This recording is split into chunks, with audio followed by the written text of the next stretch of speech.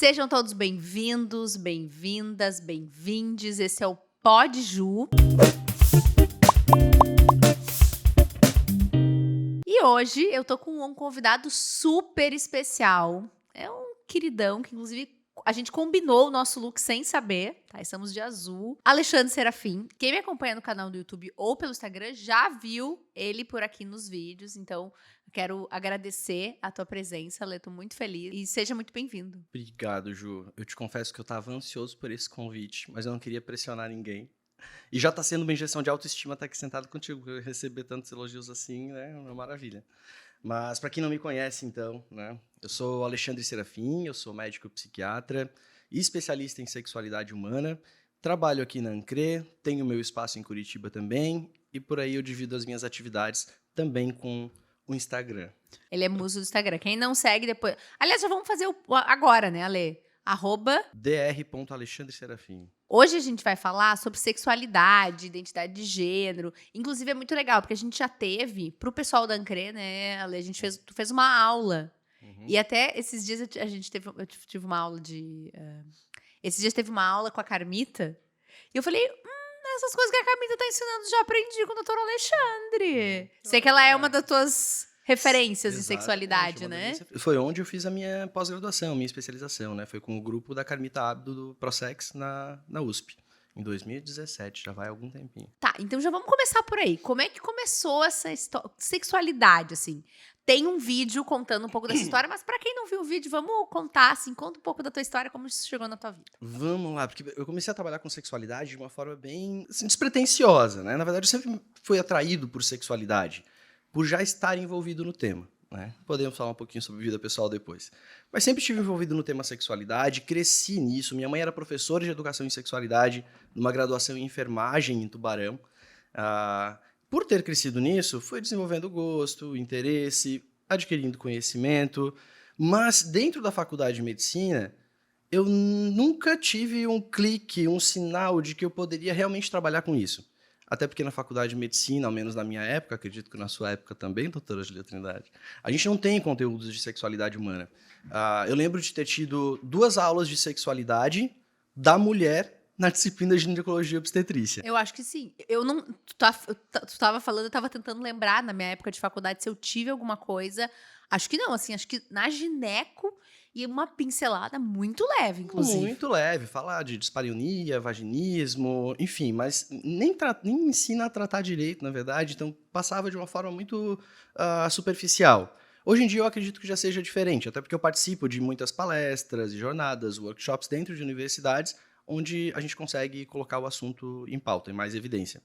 Mas, dentro da faculdade de medicina, eu não me vinha o clique de como eu poderia utilizar isso, até porque a gente não tem o conteúdo, né? E dentro da própria faculdade eu ficava um pouco perdido em qual caminho seguir. Acabei me apaixonando pela saúde mental, ainda sem nem pensar na possibilidade de trabalhar com sexualidade.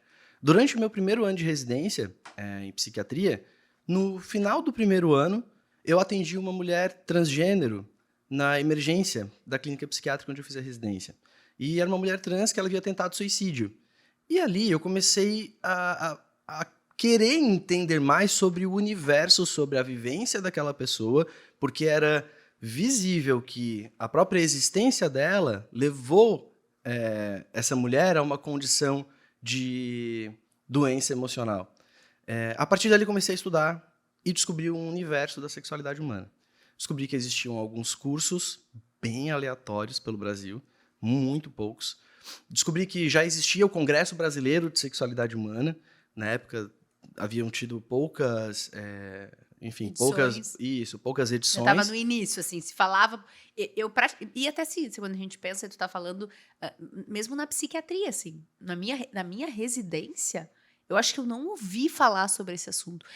Eu lembro, assim, de um professor da época de faculdade, por causa da questão do Freud, porque Freud tinha muito essa questão em relação à questão da sexualidade, mas durante a minha residência também não se falava. E é um assunto muito importante, tanto que hoje a OMS fala que a questão sexual é parte da saúde, né? Assim como saúde mental, a saúde sexual. Está né? envolvido no conceito de saúde. Eu também não tive aulas de sexualidade durante a minha residência médica. O que eu tive de acesso a conteúdos de sexualidade foi buscando por conta própria em cursos, workshops, palestras, enfim, jornadas que eu participava. Quando eu terminei a residência, eu logo engatei a especialização em sexualidade humana da USP, que era uma das mais bem reconhecidas no país, com excelentes profissionais. Fiz a pós em sexualidade, aí sim minha cabeça expandiu. Eu costumo falar que o meu período da especialização foi onde eu consegui mudar, ampliar a minha visão de mundo de uma forma sensacional, de uma forma incrível. Porque ali eu consegui entender a pluralidade na manifestação da identidade do indivíduo.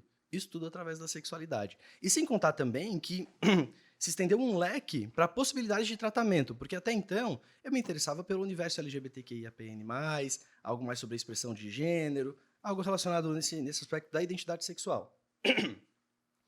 Mas aí, na especialização, eu tive acesso a outras doenças também. Então, a gente trata compulsão sexual, a gente trata parafilias, onde entra fetichismo, onde entra pedofilia. Então, é um tema, ao mesmo tempo, bacana, leve de ser trabalhado, mas muito pesado em outros aspectos também. E dependendo da situação do paciente e do como lida com isso, e até mesmo do suporte que essa pessoa tem, né? Porque falar sobre esse tema, quando a gente vai lá para as parafilias, já é um tema mais difícil.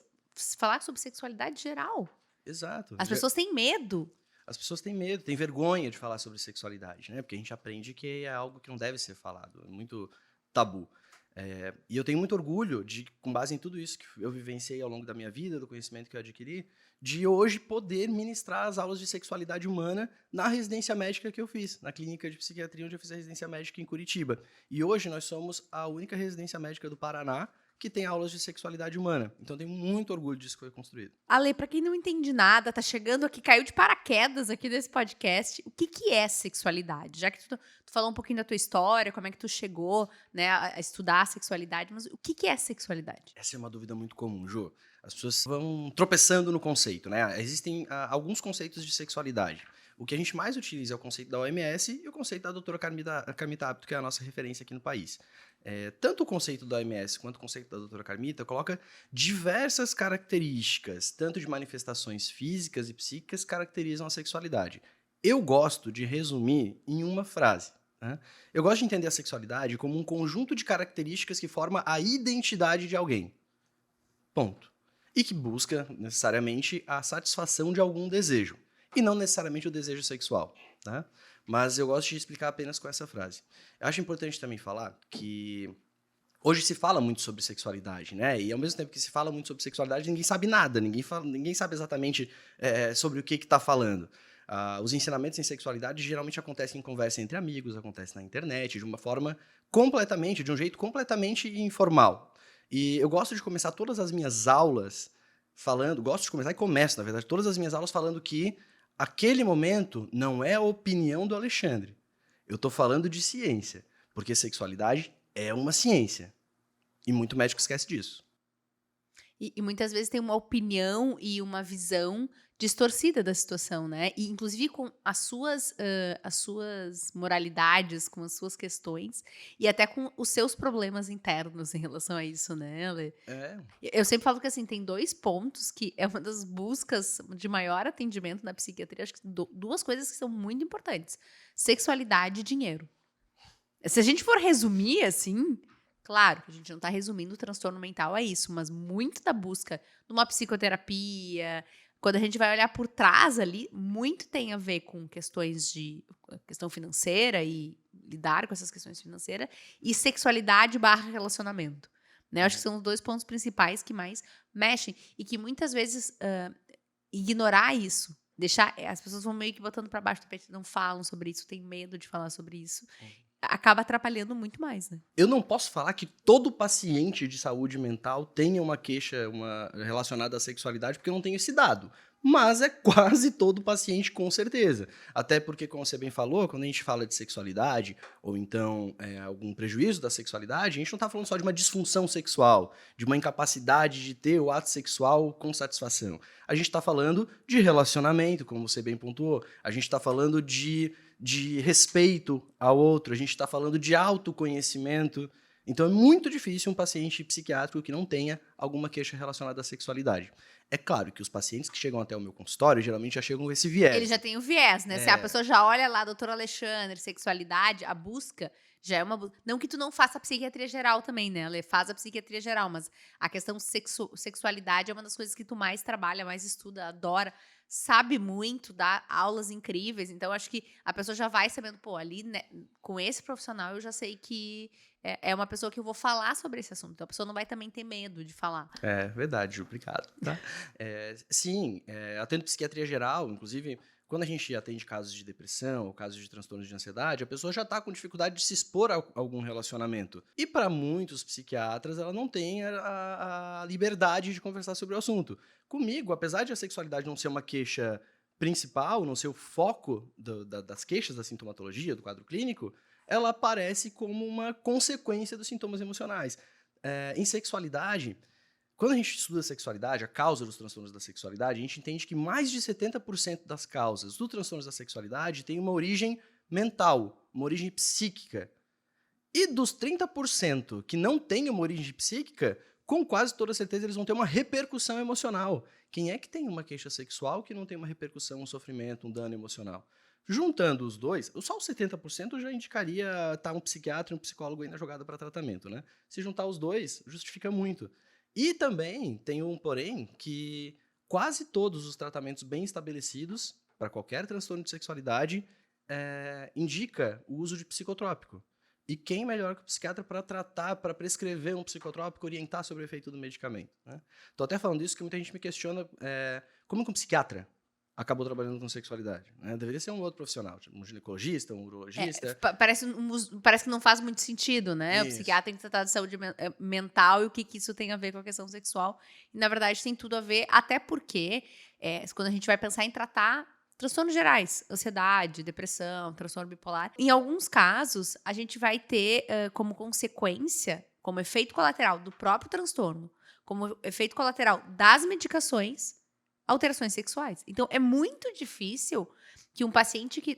No meu caso, que não sou especialista em sexualidade, eu preciso falar sobre esse assunto com os meus pacientes. E em alguns casos, eu vou ter que encaminhar, como a gente já fez, a gente já trocou pacientes. Olha, esse caso aqui é um caso que precisa de uma avaliação mais especializada nessa questão sexualidade.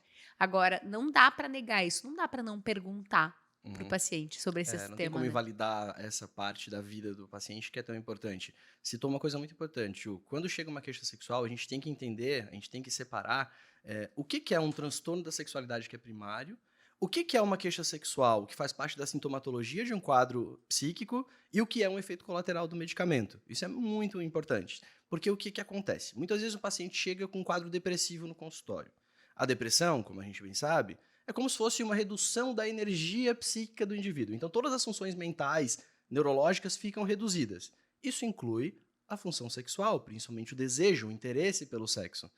E apesar de que, geralmente, antidepressivos cursam com redução dessa libido, o paciente ele responde positivamente, porque o próprio tratamento ajuda na queixa sexual como sintoma daquele episódio depressivo.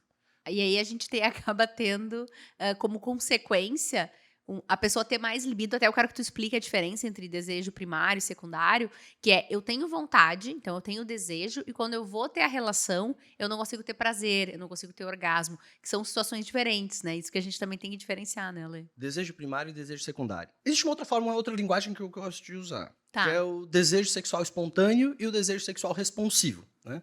O desejo sexual espontâneo é aquele desejo sexual que surge, como o próprio nome já diz, espontaneamente, sem um gatilho, sem uma motivação. Já o desejo sexual responsivo é aquele que ocorre depois de algum estímulo, depois de alguma motivação. Isso está muito bem explicado quando a gente estuda as fases do ciclo de resposta sexual. Quando começaram a descrever sexualidade, lá na década de 60, um casal chamado Masters e Johnson, um casal heterossexual, eles descreveram as fases da função sexual de uma forma linear, como se homens, mulheres, qualquer pessoa respondesse de uma forma semelhante à resposta sexual. E para eles existia o desejo, a excitação e o orgasmo. Depois acrescentou-se ainda a fase de platô, né? Desejo é o desejo, é a vontade. Excitação é excitação é a resposta do corpo a esse desejo, a preparação para o ato sexual. Platô seria a fase de realização do ato sexual, quando você está praticando. e o orgasmo seria o pico do prazer. Eles descreveram dessa forma, como se todos nós passássemos por essas fases do ciclo de resposta sexual de uma forma reta, linear. Com o tempo, com mais Mas isso lá em estudos, 1900 e isso em bolinha. 1960, né? É relativamente novo até, né, se a gente parar para pensar.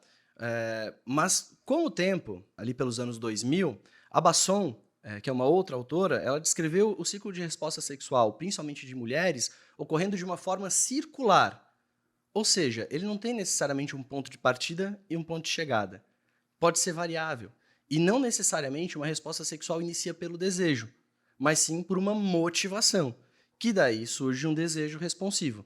Então ela descreveu dessa forma o ciclo de resposta sexual das mulheres, mas a gente consegue aplicar em outras pessoas também. Mas e se tratando de sexualidade, Ale, o que que é contínuo, o que que não muda e o que que vai mudar ao longo da nossa vida? A intensidade, disso tudo que tu já explicou, assim, o que que não muda? Dentro de sexualidade, existem algumas características da identidade sexual que são mutáveis, ou seja, elas mudam ao longo do tempo, e outras que são imutáveis, elas permanecem daquela forma, né? Hoje nós gostamos de ver a sexualidade de uma forma fluida, mas é bacana a gente separar dessa forma, porque nós, seres humanos, temos uma necessidade de pertencimento, de dar um nome para algo. Então é importante ser No nomeado. fim, as caixinhas que a gente fala às vezes são importantes. Claro que são importantes, né? Não gosto de rótulos, mas ao mesmo tempo eles são muito importantes. Assim como um diagnóstico em psiquiatria é importante para o paciente entender que existe algo a ser tratado.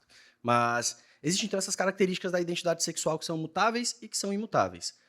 Mutáveis são basicamente os nossos conceitos de sentimento. O nosso conceito de amor, por exemplo. Nosso conceito de amor muda da adolescência até a vida adulta, né?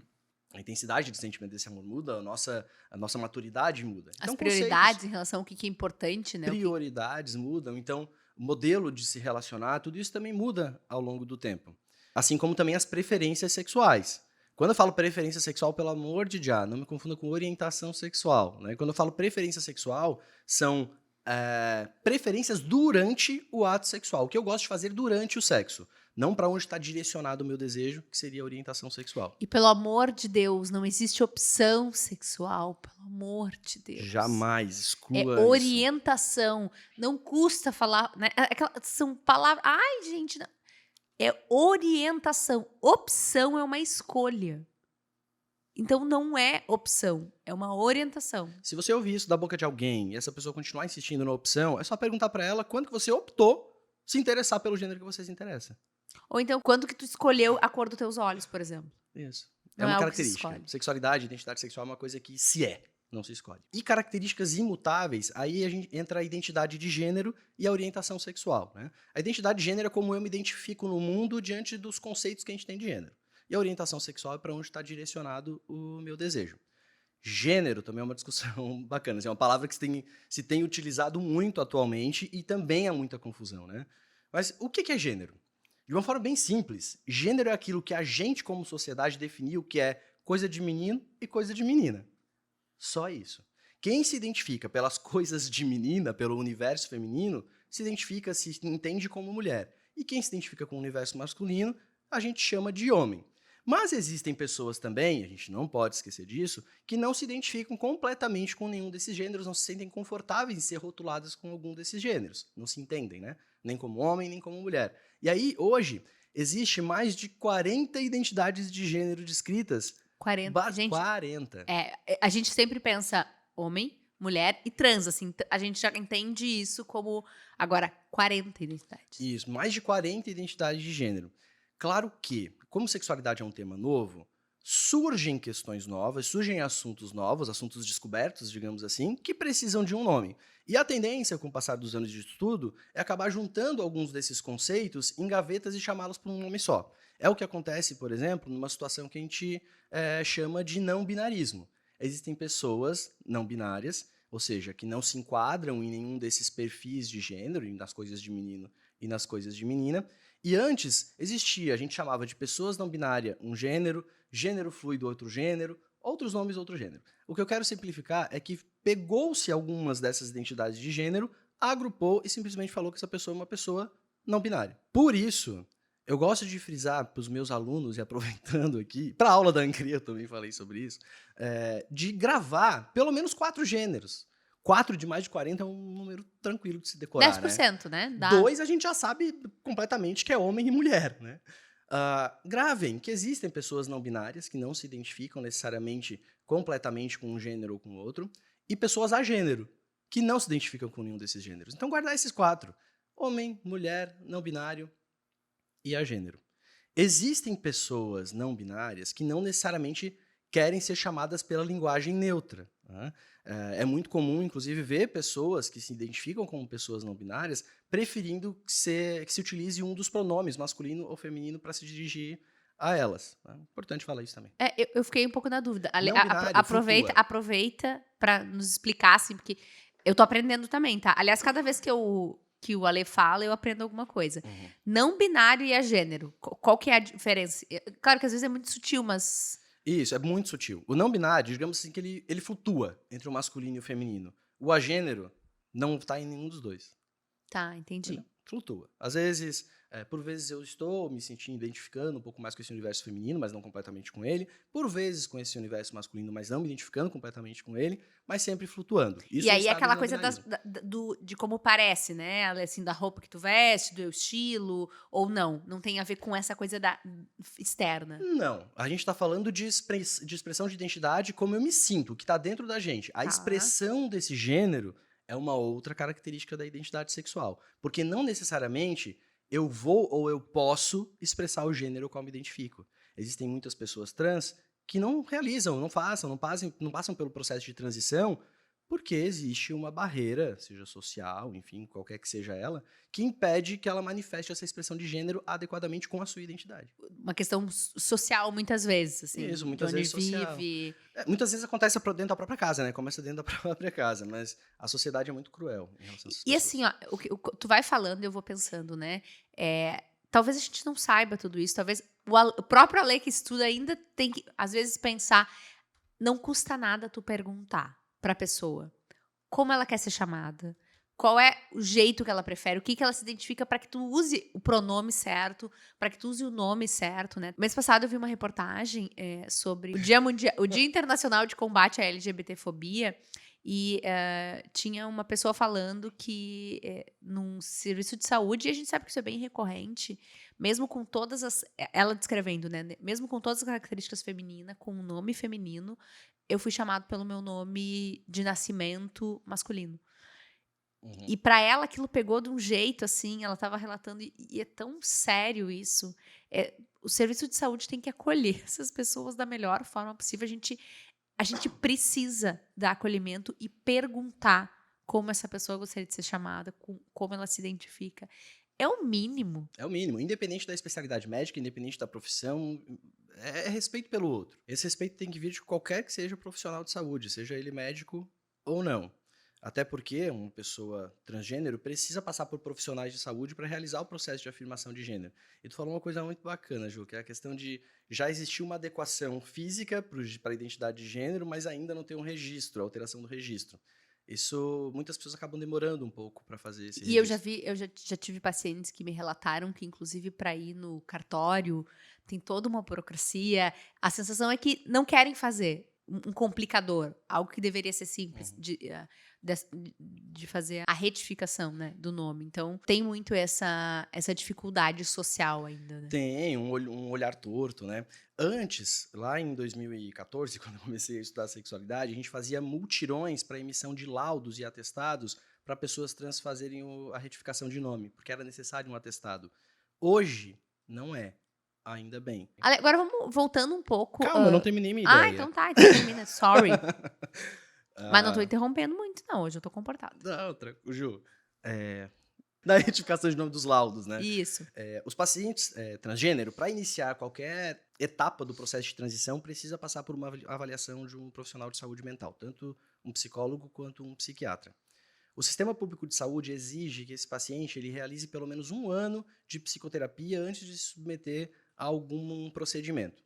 E o laudo do psiquiatra, geralmente também é 1 ano durante o período de acompanhamento de psicoterapia. Isso via Sistema Público de Saúde. No sistema particular, convênio, mas no meu caso o particular, não existe essa necessidade quando já há uma adequação física. Se uma pessoa chega no teu consultório já com o nome social, se vestindo com aquele gênero de identificação, passando pela consulta apenas para emissão de um laudo, quem é você para dizer quem essa pessoa é ou não é, para proibi-la de passar pelo processo de afirmação, né? O papel do profissional de saúde mental, do psiquiatra especificamente, falando da gente, não é falar para aquela pessoa quem ela é e emitir um laudo em relação a isso. O nosso papel como psiquiatra é avaliar se existe algum dano emocional naquela pessoa, um dano psíquico, por conta da existência, da vivência trans que ela teve. O que é muito comum. A gente sabe que pessoas LGBT, principalmente população T, tem aproximadamente 14% mais chance de desenvolver um transtorno mental, um sofrimento psíquico, uma doença emocional, do que a população hétero e cis. E o que é disforia de gênero? Beleza, vamos lá. Disforia é um conceito de saúde mental que se refere a sofrimento. Então, é um sofrimento psíquico. E o gênero, eu já acabei de falar, é aquilo que a gente chama de coisa de menino, coisa de menina, que a pessoa é identificada ao nascer, porque alguém a identifica daquela forma, né? Não é ela que se identifica. Disforia de gênero, então, é quando existe um sofrimento diante do gênero que lhe foi atribuído.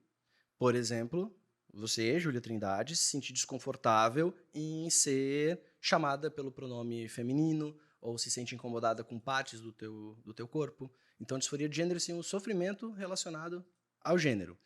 E é importante a gente entender que disforia de gênero e transgeneridades ou transexualidade não é a mesma coisa. Tá? Disforia de gênero é para quando existe um sofrimento. Não necessariamente toda pessoa trans tem um sofrimento. Existem pessoas trans que não necessariamente querem passar pelo processo de afirmação, não quer usar hormônio, não quer passar por nenhum procedimento cirúrgico, quer apenas se vestir adequadamente com aquele gênero ao qual ela se identifica e utilizar a vestimenta, se comportar, ter a retificação de nome, não necessariamente ter um desconforto relacionado ao próprio gênero ou ao próprio corpo. Agora vamos ao ponto quente da conversa. Vamos falar sobre sexo. Vamos lá. Tabu. Por que sexo é um tabu na nossa sociedade? Vamos começar a separar sexualidade e sexo? Tá. Para as pessoas entenderem? A gente falou o que é sexualidade já explicamos. Isso. A gente falou o que é sexualidade, que é todo esse conjunto de comportamento que forma a identidade de alguém. Sexo não é, a sexualidade não é restrita apenas a sexo. Sexo é o ato sexual, pode ser o ato sexual, ou pode se referir ao sexo biológico. Quando a gente preenche algum formulário, tá lá sexo, não é preferência sexual. Não é? Ali, quando fala sexo, a gente tá falando de sexo biológico. Então, sexo pode ser o ato sexual ou sexo biológico. E a sexualidade, ela não deve ser resumida a sexo, porque existem vários outros conceitos, como a gente já estava falando até agora. E também, a gente precisa diferenciar a sexualidade e o sexo da erotização. Tá? Erotização é tudo aquilo que a gente atribui uma carga erótica, uma carga que seja despertadora de desejo, digamos assim. Tá? Sexo se refere ao ato sexual, ao contato físico com outra pessoa ou contato consigo mesmo no intuito de obtenção de prazer. E por que é tão polêmico? E é uma coisa interessante, né? Porque ao mesmo tempo que é polêmico, por exemplo, o Brasil é um dos países do mundo que mais consome pornografia. E dentro de consumo de pornografia, o consumo de vídeos com transexuais é altíssimo. Inclusive, foi uma palestra que a Carmita deu um tempo atrás, e eu fiquei impressionada, porque o Brasil é o país que mais mata pessoas trans, ao mesmo tempo é um dos países do mundo que mais consome pornografia, e dentro dessa pornografia também tem alto consumo de pornografia com pessoas trans. Por quê? Por que é tão tabu e ao mesmo tempo tem essa busca, que é uma coisa meio velada? E até emendando, por que há uma diferença entre exposição sexual e estímulo sexual entre meninos e meninas? É muito comum que na infância os meninos sejam empurrados para as primeiras experiências sexuais e as meninas sejam tratadas como, sua virgindade é uma imaculada. Como é que tá a tua percepção em relação a isso? É puramente cultural, né? Se a gente olhar um pouquinho para trás, como era tratado o sexo, de uma forma muito religiosa, entendendo que ele era voltado apenas para a procriação, a gente ainda traz resquícios disso ainda em 2023. Então, tudo isso é uma questão cultural que a gente vem tentando reverter aos pouquinhos através de muita informação, de educação em sexualidade. E por conta dessa questão cultural, acaba se tornando um tabu. As pessoas aprendem que é um assunto que não deve ser conversado, que é proibido, que faz mal, e trazem isso ao longo da vida, gerando diversos prejuízos. E até com um consumo velado, né, Ale? Assim, como... Primeiro que menina se masturbar é quase um crime hediondo, assim, né? Se fala sobre esse tema, assim. os pais têm muito mais abertura para falar com sexualidade com os meninos e até às vezes empurrar, às vezes o menino não tem tanto interesse e os pais ficam preocupados que os meninos não têm tanto interesse. Às vezes tá com 14, 15, 16 anos e não é uma coisa que tá interessado, ou enfim, ou às vezes até tem essa questão do desejo, a quem essa pessoa tem desejo, o medo da avaliação dos pais. Com a menina ninguém se preocupa, né? Pelo contrário, nem quer que se fale sobre esse assunto, né?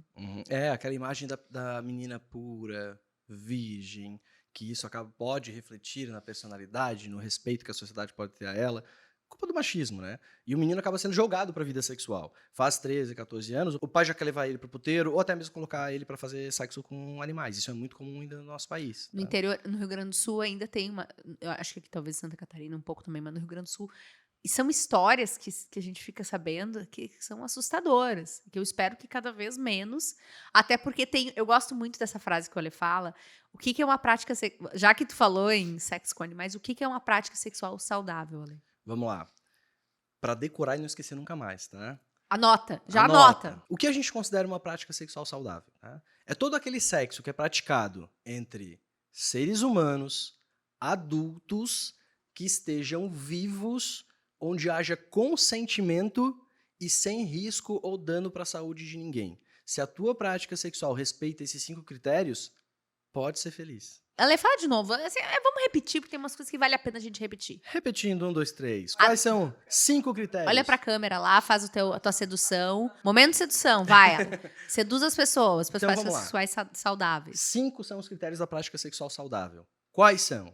É todo aquele sexo, aquela prática sexual que é realizada, é feita entre seres humanos, que sejam adultos, estejam vivos, onde exista consentimento e sem risco ou dano para a saúde de qualquer um dos envolvidos. E é simples da gente, se a gente parar pra pensar, dá pra respeitar isso de uma forma que...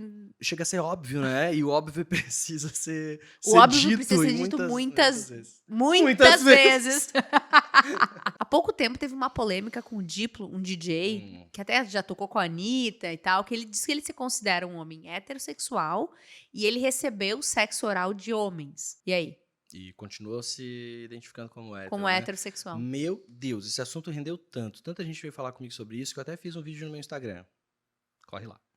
E o que acontece? A tua prática sexual, ela não define a tua orientação sexual. O que você faz no sexo não define para onde está direcionado o teu desejo. O que eu quero dizer? Eu falo uma frase que meu namorado nem gosta muito que eu fale isso, mas eu falo que todo esfregão é gostoso. Basta utilizar a imaginação. Tá? Então, mesmo que uma pessoa heterossexual receba algum serviço sexual, digamos assim, tenha prática sexual geradora de prazer com uma pessoa homossexual, isso não a torna homossexual. Ou seja, tá ali, diante daquela situação, apenas recebendo prazer. Ele pode estar com a cabeça em outro lugar. Tá? Quem tem que falar como se identifica é o próprio Diplo, não é a gente. Né? Então, ele pode, sim, receber sexo oral, ou pode ser masturbado, ou pode até mesmo realizar penetração num homem, e mesmo assim ele pode se manter se identificando como heterossexual. Muitos atores de filme adulto gay se identificam como heterossexuais, são casados, têm uma vida com uma mulher, natural. Até porque, principalmente, especificamente nesses casos, eles utilizam de métodos farmacológicos para poder estar presente no ato sexual.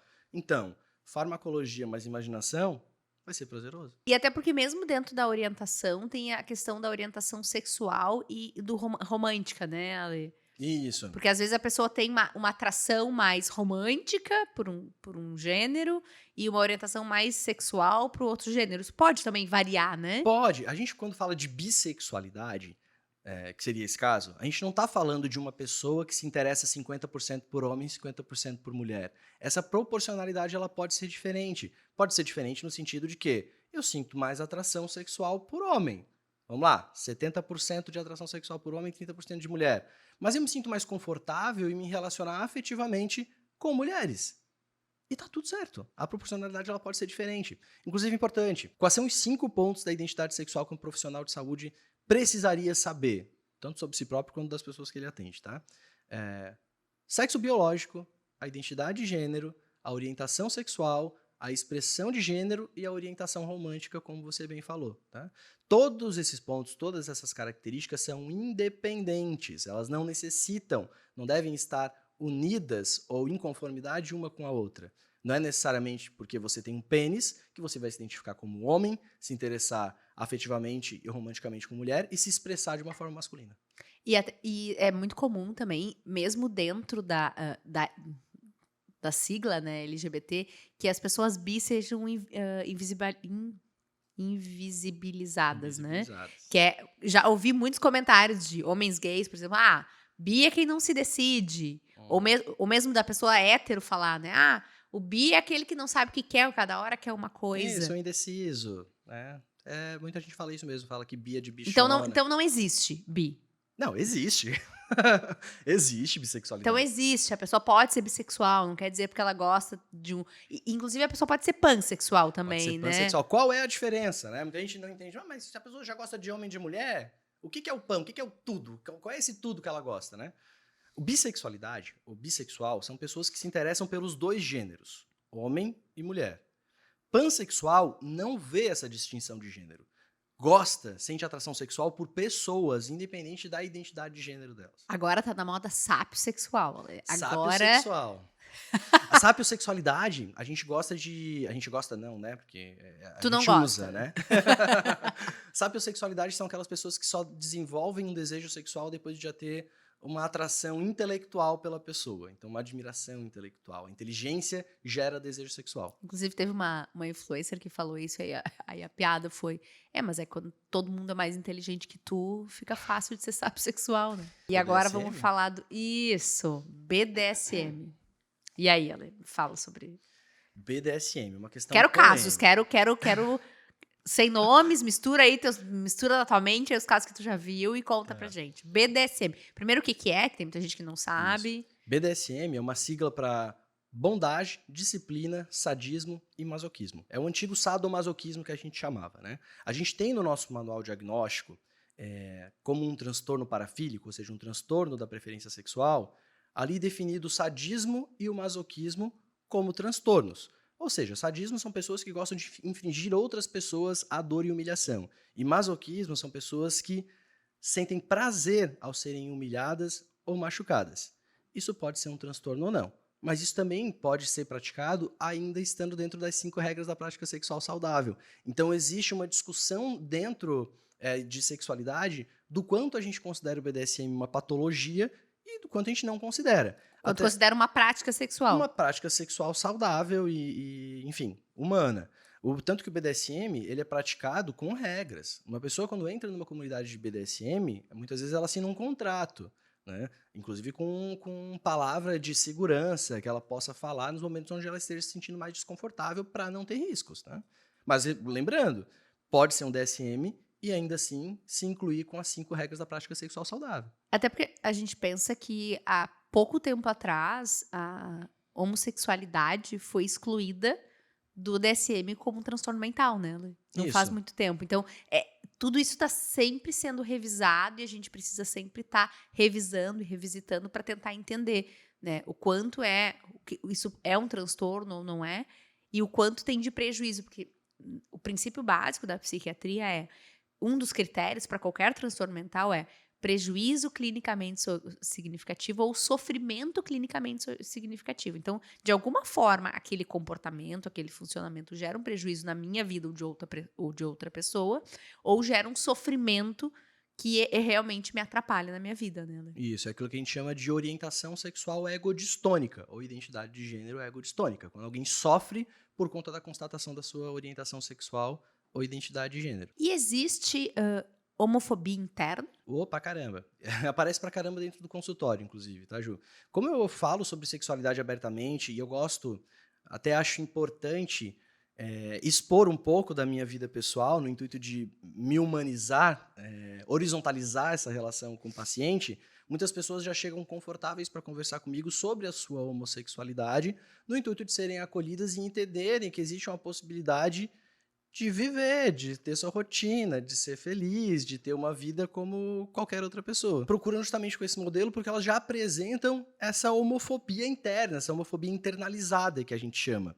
A homofobia, ela é uma sensação ou de negação, de rejeição, de nojo, de hostilidade direcionada para a pessoa que é homossexual.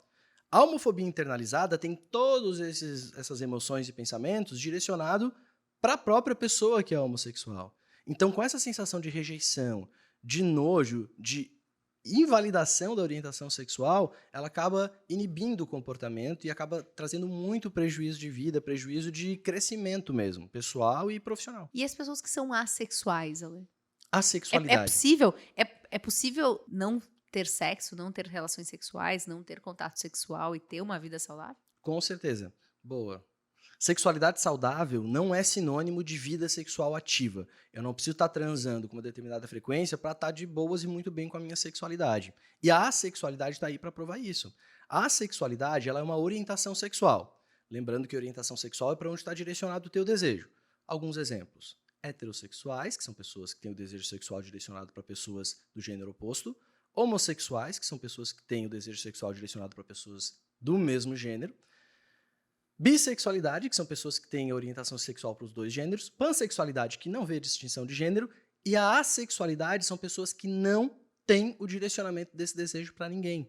Ou seja, não tem desejo sexual. Mas o interessante é que a gente tem mente, a gente tem corpo que funcionam como uma unidade. Por mais que a pessoa ela não tenha um desejo sexual, muitas vezes o corpo vai pedir a liberação dessa energia sexual. Então, uma pessoa, mesmo que ela não tenha direcionamento do desejo sexual, ela pode, vez ou outra, se masturbar, ou em situações muito restritas e específicas, ter relações sexuais com alguém e continuar se identificando como assexual. Então, lembrando, sexualidade saudável não é sinônimo de vida sexual ativa. E tem uma quantidade de vezes que a pessoa precisa ter. Ah, a pessoa tá num relacionamento, tanto hétero como homo, bi, enfim. Não, bi não, né? Não. É hétero ou homo o relacionamento, né? É. Tá. A A pessoa não tá ser que seja um trisal, né?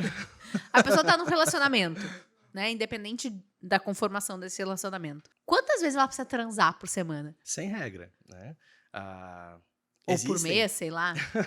Não, sem regra. Existem alguns estudos, inclusive recente, que foi divulgado, de um número bacana, um número de relações sexuais bacana que um homem deveria ter mensalmente para prevenir o câncer de próstata. Esse número ficou aproximadamente 21 vezes por mês.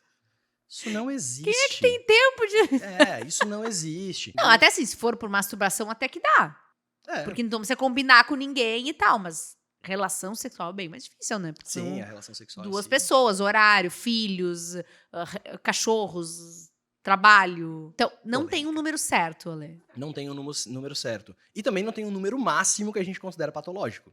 A gente considera como excessivo tanto a prática sexual. Importante, esse tema é legal. Quanto que a gente tem uma pessoa que é sempre referência, que é o Michael Douglas, né? Que é um ator de Hollywood que tem um problema de Compulsão sexual. compulsão sexual, isso mesmo. Isso. E a gente tem o Naldo no Brasil também, né? Que falou que faz 50 vezes, sei lá, 30 vezes por semana, algo assim. É que o Naldo, gente. A gente sempre Tô no jogando ar. informação, nem tenho certeza desse número, mas ele falou um número absurdo, né? Mas um número máximo diário, semanal, mensal, não existe. Tá? O que a gente considera como excessivo é o que a pessoa considera como excessivo para ela. Se ela chegar no meu consultório falando que ela tem o hábito de se masturbar 7 vezes... 7 vezes não, vou jogar 10 vezes por mês, e acha isso excessivo e gera sofrimento para a vida dela, eu vou abordar isso de alguma maneira. Seja farmacologicamente ou seja encaminhando para uma psicoterapia. Então não existe um número máximo de relações sexuais ou masturbações por mês que a gente considera como patológico. Acho um tema importante a gente falar, já que tu entrou nessa questão da compulsão sexual, e tem se visto muito a questão do uso excessivo de pornografia, né, Ale? As pessoas estão usando muito mais pornografia e transando menos, né? Exatamente. Assim, gente, pornografia são atores. Ator pornô. Tem ator na palavra. A pessoa está atuando. Aquilo não é de verdade. Nem a cena, nem o ato sexual, a dinâmica. E aqueles modelos de corpos também não são modelos de corpos reais. Ninguém tem um pênis. Ninguém não, né? Pessoas têm, né? Mas nem todo mundo tem um pênis do tamanho do pênis de um A ator maioria pornô. dos homens não tem aquele tamanho de pênis. Ou nem toda mulher tem orgasmos intensos, como parece que uma mulher tem num filme adulto. Então, a pornografia, ela representa o sexo de uma forma completamente irreal. E nessa irrealidade, a pessoa ela pode acreditar que o sexo real precisa atender aquelas expectativas aprendidas com a pornografia. Com isso, o sexo real, não atingindo, obviamente, as expectativas, fica desinteressante. E vai ficando cada vez mais desinteressante e a busca pela pornografia continua, aumenta o consumo de pornografia. Eu estava vendo uma reportagem uma vez sobre o uso de drogas em relações entre homens para aumentar o prazer, para aumentar o tempo de... É uma situação real, assim? Tu percebe isso como algo que pode, em algum momento, por exemplo, trazer um prejuízo? O uso de substâncias durante o sexo para aumentar o prazer? Sim, com certeza, né? A gente chama de chemsex, essa prática sexual realizada sob o uso de substância. Mas as próprias substâncias são contraditórias em relação à função sexual. Né? Tá. O que acontece muitas vezes é assim, uma pessoa utiliza um psicoestimulante para melhorar a capacidade sensorial. Só que esse psicoestimulante aumenta a capacidade sensorial, mas diminui a potência da excitação, da ereção. E aí, junto com aquele psicoestimulante, utiliza um Viagra ou um Cialis, e essa mistura vai ficando cada vez mais perigosa. E pode, inclusive, ter alterações cardíacas, pode Exato, ter... não, repercussões diversas. E nesse caso se trata? Oi? E esses casos se trata? Tipo, existe tratamento para isso ou é tipo uma prática que... O tratamento exatamente para isso é a educação, né? Porque muitas dessas drogas, o potencial de tolerância e dependência nem é tão alto assim. Então é mais através da educação, da conscientização dos riscos físicos. E até para entender, né, o porquê da necessidade dessa droga, né? O que Isso. que tá acontecendo que eu preciso ter esse plus aí na minha relação que não tá sendo o bastante, né? Isso, esse uso nocivo de substância é só durante o intercurso sexual ou é durante a tua vida, no teu cotidiano? Tem que ser pesquisado. E Ale, em relação a drogas mais usuais que a gente fala, né? Álcool, maconha, o quanto elas afetam? Essas drogas usuais, apesar de maconha ser proibida, a gente sabe que acaba tendo um consumo maior. O álcool, principalmente, quanto eles afetam a questão sexual? Pra caramba. Pegando a maconha e o álcool, tanto a maconha quanto o álcool são depressores do sistema nervoso central. Depressores do sistema nervoso central. Eles jogam para baixo todas as funções mentais, psíquicas, neurológicas e, consequentemente, as sexuais. Então, eles pioram a função sexual.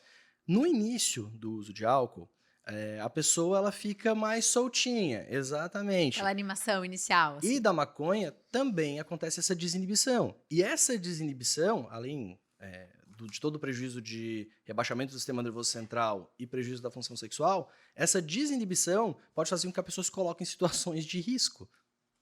Então tem esses dois problemas. Eu sempre falo que o álcool em si, dependendo da pessoa, não é o problema. O problema é como eu fico com ele e o que eu faço com ele, né? Exatamente. Né? E qual é a minha relação? Porque às vezes eu não consigo fazer mais nada. Algumas pessoas usam o álcool como uma forma de se desinibir, de poder conversar. E daqui a pouco eu não consigo mais fazer isso se eu não estiver fazendo o consumo do álcool, né? Uhum. E até pra sair, pra paquerar, pra ficar com alguém, as pessoas têm esse... Sim, não tem ideia do quanto é comum no consultório homens com quadro de disfunção erétil associado à ansiedade fazerem consumo de álcool antes do intercurso sexual para ficar mais desinibido e conseguir realizar o ato sexual com prazer, com satisfação. E a questão é que tem tratamento, né, Ale? Esse é o ponto. Eu falo que muitas vezes as pessoas usam as substâncias como uma forma de autotratamento. Né, o álcool, a maconha, seja qual for, usam as próprias drogas como uma automedicação. Então, eu não consigo lidar com aquela situação, eu vou lá e uso a maconha, eu vou lá e uso o álcool. E eu poderia estar tratando, tendo uma vida, uma qualidade de vida legal, né, sem precisar estar refém desse tratamento. Porque as pessoas, às vezes, têm medo.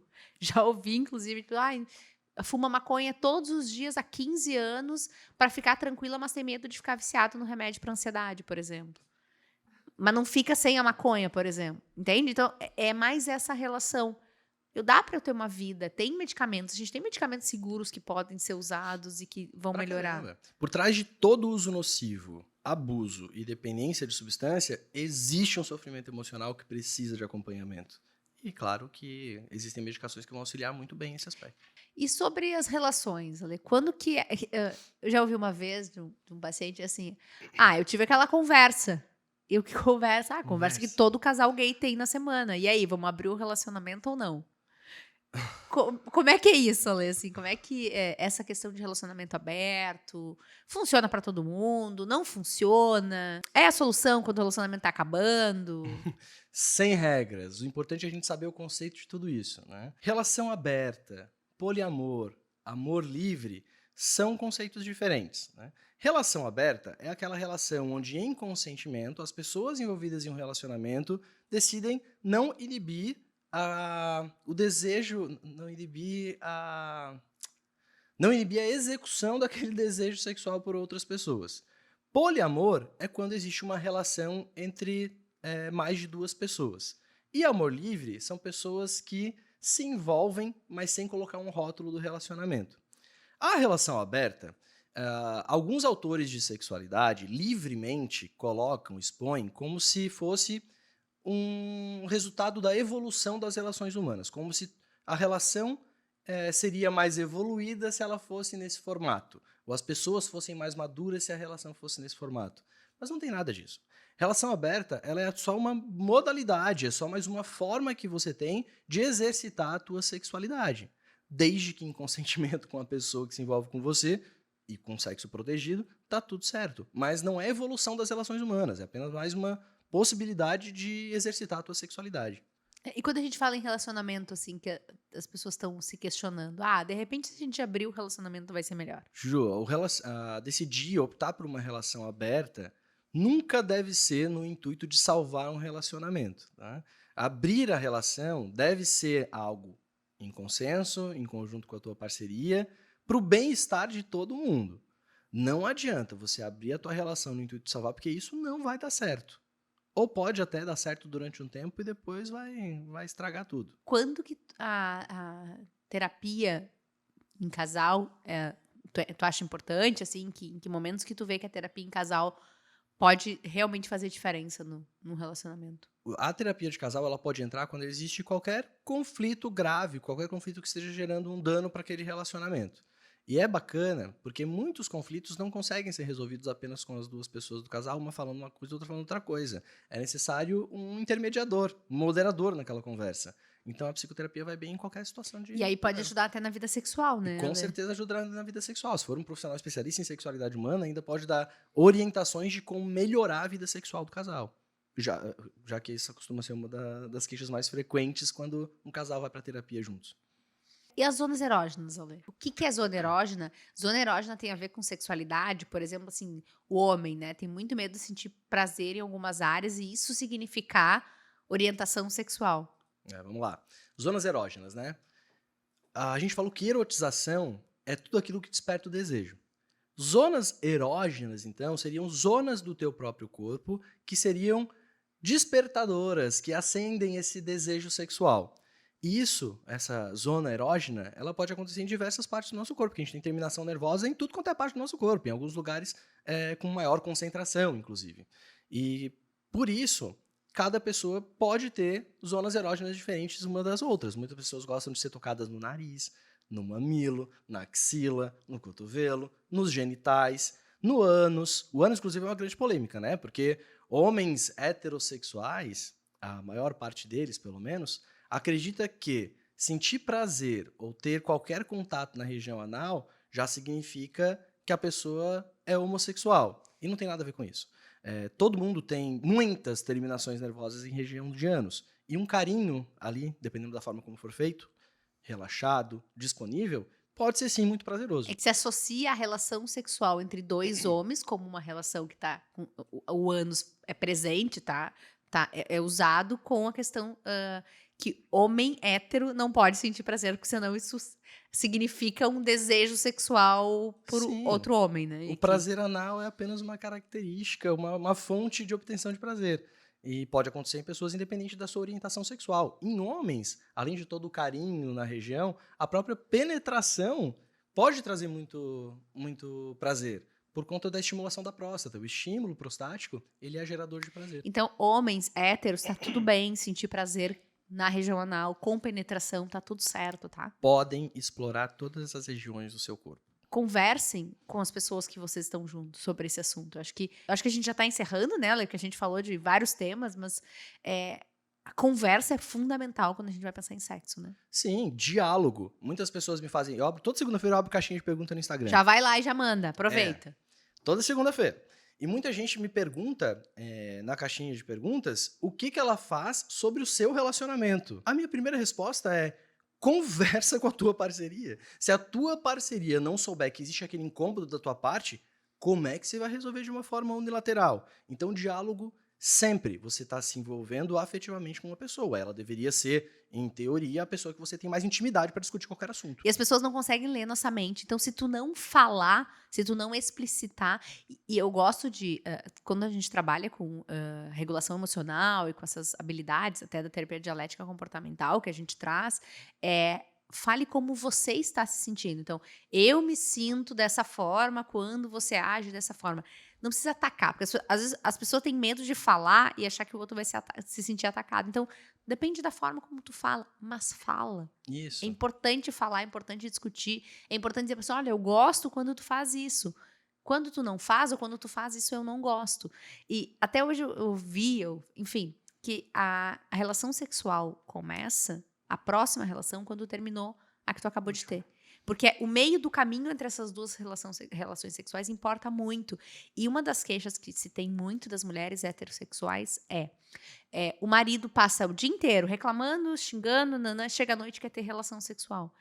E ela fala, cara, mas ele passou o dia inteiro nem olhando na minha cara. E aí chega à noite, ele acha que é um estímulo, um beijinho. Já quer a metelança. E ele já quer. Então, ela termina, então, a tua próxima relação sexual com a tua esposa, com o teu marido, com o teu ficante, vai começar quando acabou de acabar a última que vocês tiveram. Então, esse meio do caminho importa muito pro desejo, pro estímulo, pra intimidade.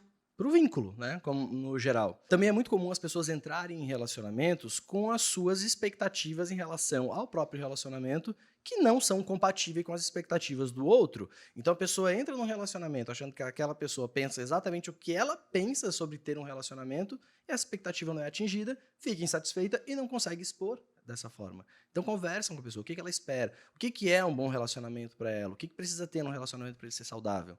Diálogo. Vai ter épocas, eu acho que eu vi até uma psicóloga que trabalha com sexualidade, eu vi um post que ela fez sobre que ela e o marido estavam numa época que eles não estavam conseguindo transar, assim, eles estavam passando por momentos e com filhos e tal. Ela falou, tá tudo bem, a nossa relação sexual, a nossa vida sexual não depende desse momento em que ela estava com mais coisa com o trabalho, com filhos, enfim, eles estavam com algumas questões e não estavam tendo relação. E é uma coisa que incomoda muito as pessoas, porque acham assim, não tá tendo relação, o casamento acabou, não tem mais relacionamento, e às vezes não é isso, né? De forma alguma. A libido já flutua. A libido de uma pessoa sozinha já flutua ao longo da vida, dependendo da fase da vida que ela tá. Mulheres, então, meu Deus do céu, tem a questão hormonal. Pior ainda. Então, flutua pra caramba. E um casal convivendo constantemente com todas as dificuldades de uma rotina de casal também vai flutuar e tá tudo certo. Enquanto os dois estiverem de acordo, tá tudo bem. A partir do momento que um quiser mais do que o outro, aí entra novamente o diálogo e se não for possível esse diálogo entre os dois, procurar um terapeuta de casal. Tá, Lê, então agora um bate-bola rápido, assim, vou te falar, mas e aí tu fala assim, concordo ou discordo, tá?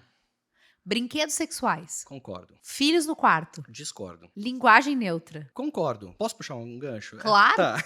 Linguagem neutra, né? Muita gente acha que a linguagem neutra é uma transformação da língua portuguesa. Não é essa a proposta da linguagem neutra. A proposta da linguagem neutra é acrescentar palavras na língua portuguesa, que terminam geralmente com a vogal E, né? Médiques, advogades, psicólogues. A linguagem neutra não é para ser usada de uma forma universal. Eu não vou te chamar pela linguagem neutra, eu vou continuar te chamando pelo pronome que você se identifica. A linguagem neutra vai ser para aquelas pessoas que se identificam com a linguagem neutra e querem ser chamadas daquela forma. É só isso. Então concordo. É só respeito, né? É só respeito. Agendar dia pra se transar. Isso aí depende, porque tem alguns casais com conflitos sexuais que isso dá boa. Não é a questão de agendar o sexo, né? Agendar o momento do casal. Então, sair, ter um programinha a dois, e aí, consequentemente, evoluir pro Incluir ato aquilo sexual. na agenda, na verdade. Incluir na agenda, boa. Acho que agendar não é bem a palavra. Não, então, Ale, e pra quem é mãe, pai, familiar de alguém que tá dentro da sigla por alguma L, G, enfim... O que tu fala para as pessoas? Eu tenho visto uma mudança muito legal, principalmente de mães pela diversidade, grupos que têm surgido. Como lidar com essa situação? Meu filho me contou, eu percebi que meu filho é trans, ou meu filho é gay. Esses pais, como lidar com isso? Acolha. Vai existir um sofrimento diante dessa constatação? Pode existir ou não, dependendo do grau de informação que esse pai já recebeu.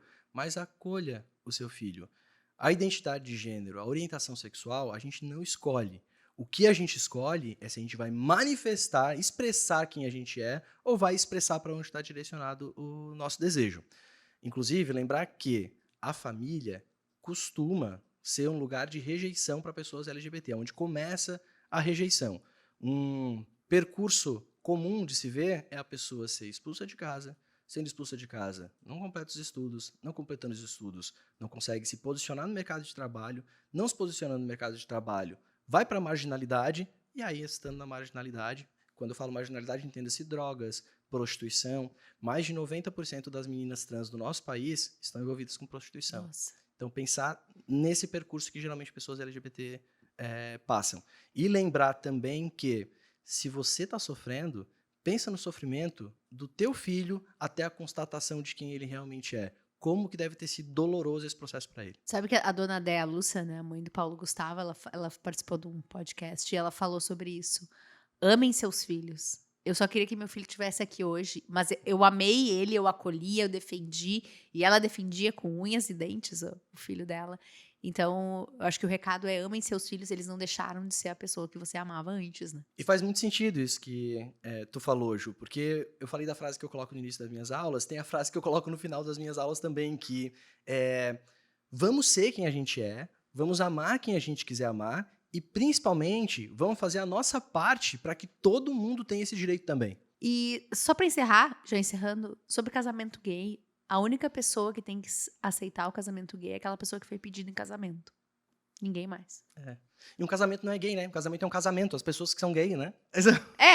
Mas assim, só porque esse tema do casamento gay, né? Ah, casamento gay, não aceito, nananã. A única pessoa que tem que aceitar é quem tá sendo pedido em casamento, gente. Exato. A outra pessoa, ela não tem nada a ver com isso. Só os envolvidos, né? Só quem vai assinar o papel. Se vai aceitar ou não, né? Então, a todos, a todas, a todes, muito obrigada pela audiência, pela participação. A Lê foi incrível, tu sempre dá aula. Foi um momento muito gostoso, Ju. Como eu te falei, eu estava ansioso também por esse momento. Queria muito participar do teu podcast. Obrigado a cada um que está ouvindo também, tá? Obrigado a todos, todas e todes. Já sigam a Lê lá nas redes sociais, @ do Dr. Alexandre Serafim. E quem não me segue, tu vai me seguir também, faz favor, né? Excelente. Obrigado, gente. Obrigado, Ju. Eu que agradeço.